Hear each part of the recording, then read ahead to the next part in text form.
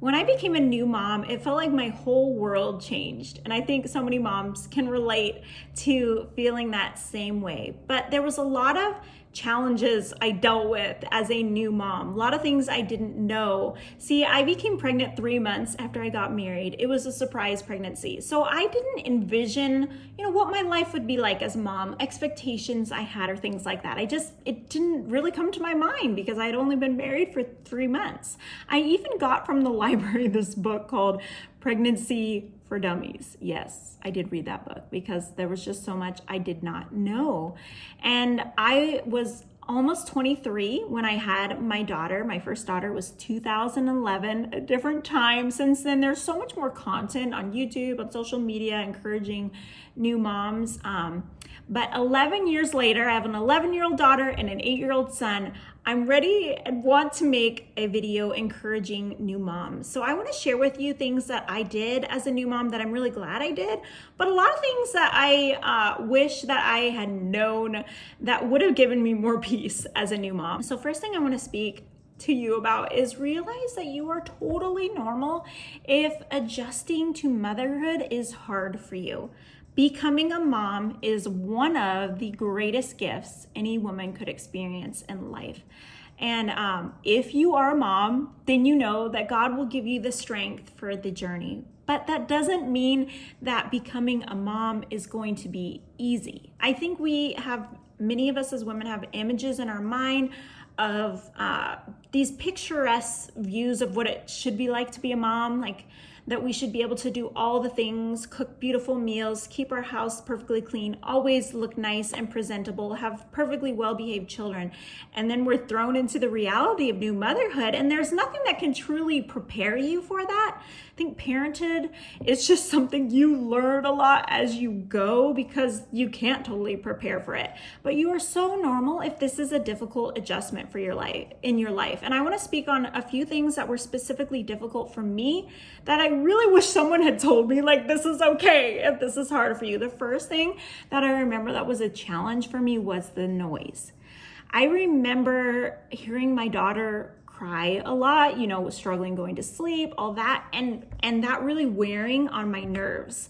And looking back now, I understand why it wore on my nerves, because I grew up in a family where I just had one older sister. Our house was very quiet. In high school, I did independent study at home. And so basically I was homeschooled. I went to school once a week. Our house was very quiet. I remember even going over to friends' houses and it would be louder, and I would be happy to come home to my quiet house because that's just what I love doing. And so adjusting to being a mom where there's so much noise was a challenge for me. It really wore on my nerves. And even now with my kids older, sometimes they're loud, and there's a lot of times where I'm like, you guys need to be quieter or you need to go outside. But I recently read something online about they titled it the highly sensitive parent. And a highly sensitive parent is someone who is more stimulated by noises and can be more startled easily, things like that. And I was like, oh, that's kind of me. I struggled with those things. They're more sensitive to their children's emotions and things like that. And so it can be more draining for them to feel things so deeply. And so if the noise bothers you, it's okay, and you're gonna be okay. You're gonna adjust to it. You're gonna get through it. The other things that were challenging for me was just the responsibility, where now it's before that, you're just taking care of yourself. Maybe you have a spouse that you help, but they're an adult. And here you are, you have this child that needs you for absolutely everything. You're giving your body, you're giving your energy, your emotions, everything to this child. And it's a difficult adjustment. I had moments where I would daydream about what would it be like right now if I didn't have kids? If I could sleep in, if I could go out and go shopping by myself or have the day to myself. And I would feel guilty about having those daydream thoughts often. And I wish that someone had told me it's okay, that's normal, because this is a life-altering change that you we all have to learn as a woman to die to ourselves and to accept this role of being a mother, which is giving of yourself, which is serving, which is loving, which is not just thinking about yourself anymore. And of course, that's going to be hard. Now, I wish that someone had told me those thoughts were normal, but also to not dwell on those thoughts and not to sulk or feel sorry for yourself, but to find joy in the season of life you are in and be grateful and thankful. Of course, I loved my children at that time. I love them now, but it was a challenge, like mentally, to not feel negative sometimes about the amount of responsibility and thinking about what it would have been like if I didn't have that responsibility, if I just had myself to take care of. But isn't that, our fleshly nature? We know as believers that we have that warring within us to want to be selfish, and we have to fight against that to have that servant's heart. And motherhood is like the ultimate opportunity to grow, to become more like Christ. I'm going to touch on that a little bit more, but let's go on to number 2. And number 2 is I just really want to encourage you to not isolate yourself from other moms. Now, I feel like I did make other mom friends, and that was helpful to have moms that were in the similar phase of life. It's very interesting once you become a mom, how your friends change. A lot of times you really connect with women that are in the same phase of life as you. I just really hope that you can find other mom friends that are in the same phase of life that you can chat with, that you can share with, that you can have those conversations where you're like, oh, I'm so glad you said that because I thought I was the only one that felt that way.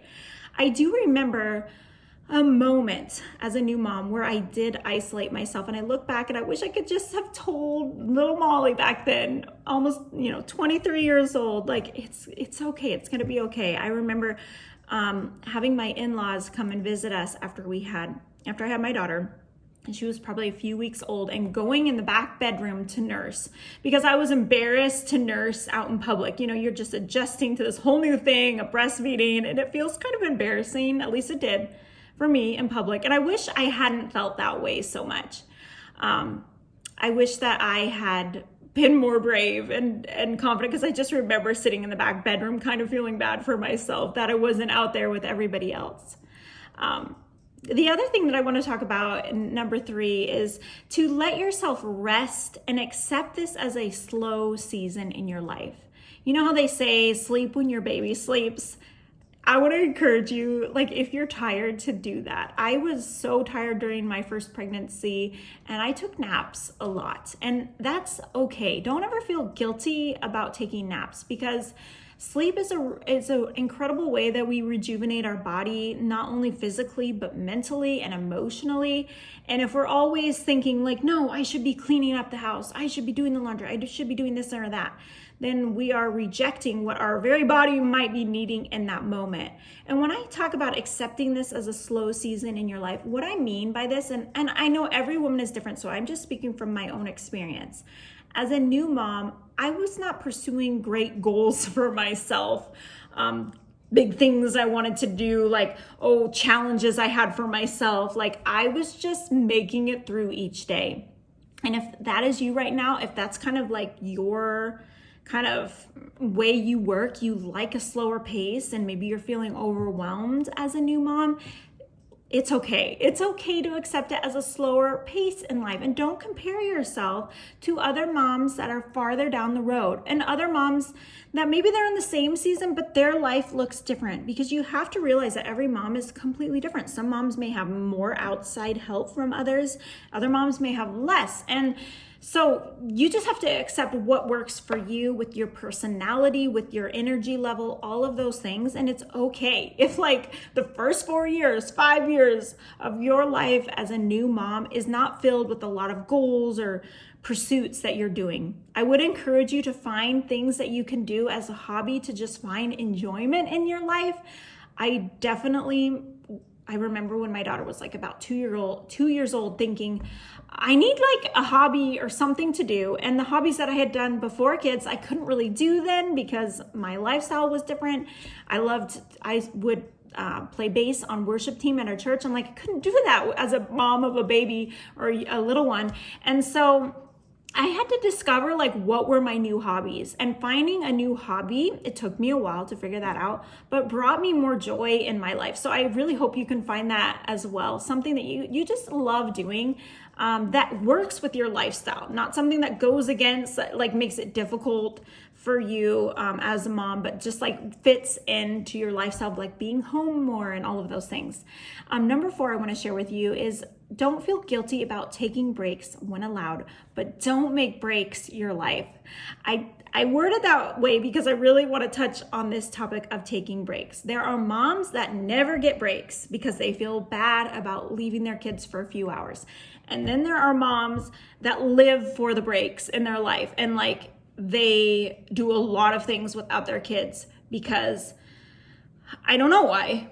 I'm not sure why, but because I guess it's the hard work of motherhood, and they want those breaks so bad, and that's kind of like what they're living for. So there's got to be a balance here of incorporating breaks if you can in your life. And also, I had seasons in my life where I barely ever got breaks. And if that's you, you're going to be okay. You're going to get through this. And I know what that feels like. But if you have the ability to take a break, but you feel guilty, you feel bad about doing something on your own, or you think, what would I do by myself? Okay, you guys, if it's even just going to the grocery store by yourself, or going out and getting a coffee, going through the drive-thru or whatever, like, don't underestimate those things being rejuvenating for you. Going out on a walk by yourself, or maybe taking a bath and letting your spouse or someone else put your baby to bed. Those things can be really rejuvenating. But again, don't live for the breaks. Don't make that your life where you feel like I'm only truly living when I'm out with my girls, because when I'm at home with my baby, life is so hard. Like, that's not how we want to be as a mom. So that leads into number 5, and that is to put in the hard work of raising your kids that will hopefully be fun, kind, and polite to be around. This is the thing. I feel like if you put in an immense amount of work into raising your kids, disciplining them, teaching them, training them in righteousness, hopefully they will be more of a joy to be around. I think going back to like the needing breaks, if we're not around our kids very much and we're living for those breaks, then it makes sense that our children that may be less disciplined, less taught and corrected, are more challenging to be around because they haven't had that devotion of attention and care to raise them right. But if you put in that hard work, then you're going to reap, hopefully, benefits years on out of children that are a joy to be around. Now, side note, my oldest is 11 years old, so I don't know how the story will end. And we have to include in the fact that every child has a free will, and you could be the best parent possible. They could still choose to go a separate way, to not follow the Lord and not grow into a godly man or woman.